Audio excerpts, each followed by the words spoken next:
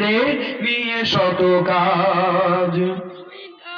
বিনোদনে কেটে গেল এসার সময়, এতটুকু জাগলো না কবরের ভয়। ঠিক কিনা বলেন? ঠিক।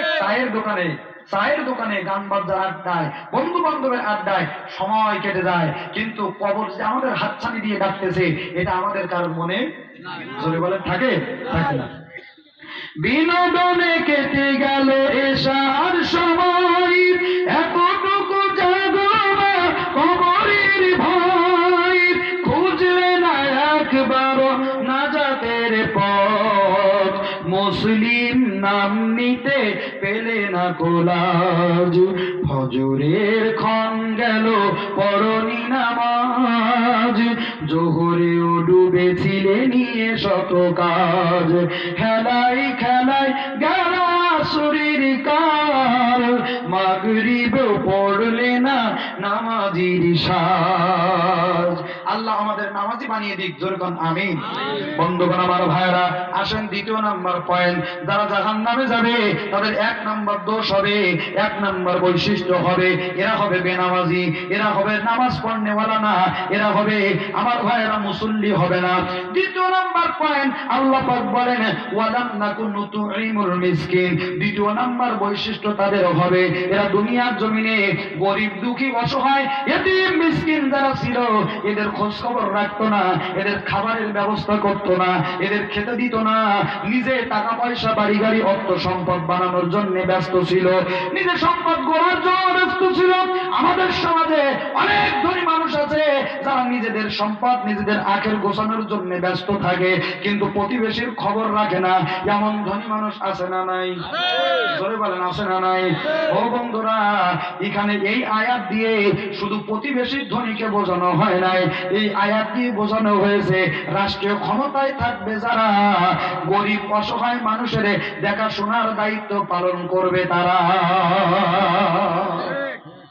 কিন্তু সরকার থেকে গরিবদের জন্য যখন বাজেট হয়, সংসদ থেকে বাজেট শুরু হয়, আর আমি এটা তুলনা করেছি আইসক্রিমের সাথে। কিসের সাথে?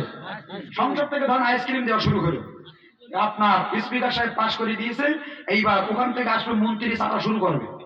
মন্ত্রী একবার ছাড়বে, মন্ত্রী ছাড়ার পরে সচিবালয় আসবে, সচিবরা একবার ছাড়বে, ওখান থেকে এমপির কাছে আসবে, এমপি একবার ছাড়বে, এবার এমপির পিএইচডি থাকবেন উনি একবার ছাড়া দেবে, এইবার এমপির কাছ থেকে আসবে আপনার জেলা পরিষদে যিনি উনি একবার ছাড়বে, জেলা পরিষদ থেকে আসবে উপজেলা পরিষদে, ওখানে যিনি আছে উনি একবার ছাড়বে, উনি ছাড়ার পরে আসবে চেয়ারম্যানের কাছে, চেয়ারম্যান একবার ছাড়বে, এইবার চেয়ারম্যান ছাড়ার পরে মেম্বার একবার ছাড়বে, মেম্বার ছাড়ার পরে যিনি আপনার ঠিকাদার থাকবে তার কাছে আসবে, তিনি এক ছাড়া দেবে, এরপর আসবে জনগণ। এখন ওখান থেকে যদি এই পরিমাণ ছাড়ে, শেষ বেলায় আমাদের জন্য কি থাকে?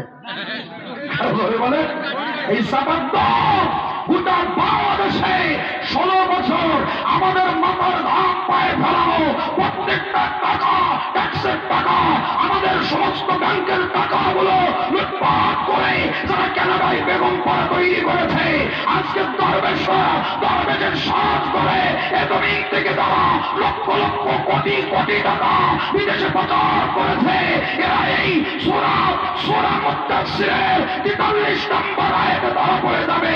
ওয়ালাম্মা কুনতুইমুল মিসকিন, এরা অসহায় গরিবদের খবর রাখতো না, নিজেদের আখের গুছিয়ে বিদেশে সম্পদ পাচার করেছে।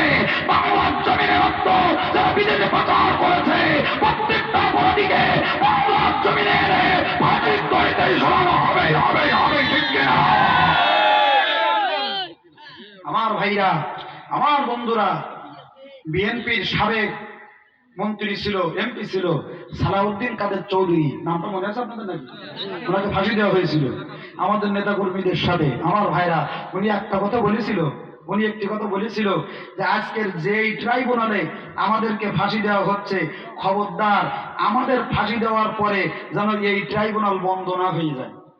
যারা ফেসবুক চালান, ইন্টারনেট চালান, দেখবেন এই ভিডিওটা পাবেন। সালাউদ্দিন কাদের চৌধুরী বলেছিল যে আমাদেরকে যে ট্রাইব্যুনালে, যে আদালতে ফাঁসি দেওয়া হচ্ছে, আমাদের ফাঁসি দেওয়ার পরে এই ট্রাইব্যুনাল যেন বন্ধ না হয়ে যায়। তার কারণ বাংলাদেশের প্রেক্ষাপট, সময় ঘুরতে টাইম লাগে না। যে আদালতে আমাদেরকে ফাঁসি দেওয়া হলো, হয়তোবা এই ফাঁসির দড়ি, এই আদালত একদিন তাদেরকে ফাঁসি ঘোষণা করতে পারে। কথা বলছে না কেন? তাই হয়েছে না নাকি? তাই হয়েছে কিনা?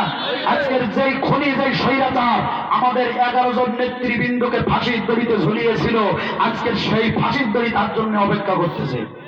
কতক্ষণ শুধু বাংলাদেশে ঢুকলে হয়, যেদিন ঢুকবে ওই দিন ফাঁসি, কোনো আপিল করার সুযোগ নেই, ঠিক কিনা বলেন?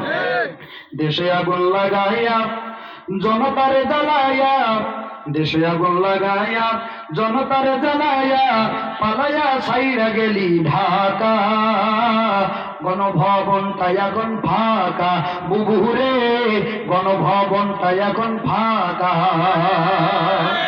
কথা বলেন না কেন? দেশে আগুন লাগাইয়া জনতারে জ্বালাইয়া, পালাইয়া সাইরা গেলি ঢাকা, গণভবনটা এখন ফাঁকা, বুবুরে গণ